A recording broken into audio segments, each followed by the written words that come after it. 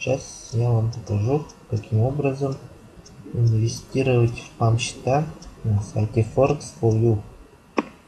Сначала заходим в PAM сервис.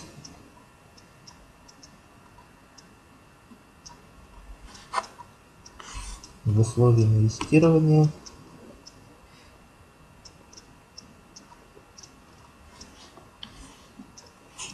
подтверждаем, жмем на кнопку продолжить. Далее мы выбираем трейдера в зависимости от его доходности и максимальной просадки в процентах. В данном случае для у него максимальная доходность, мы его выбираем. Здесь видим его график, как у него доходность возрастает. Далее мы выбираем счет.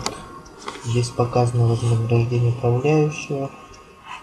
И тут в этом столбце указана минимальная сумма инвестирования. Я выбираю $30. Нажму инвестировать.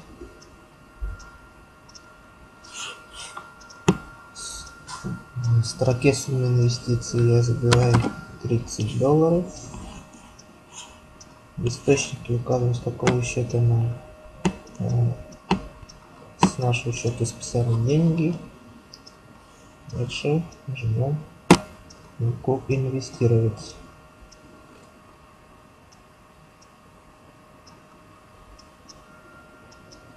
Таким образом мы инвестировали свои деньги.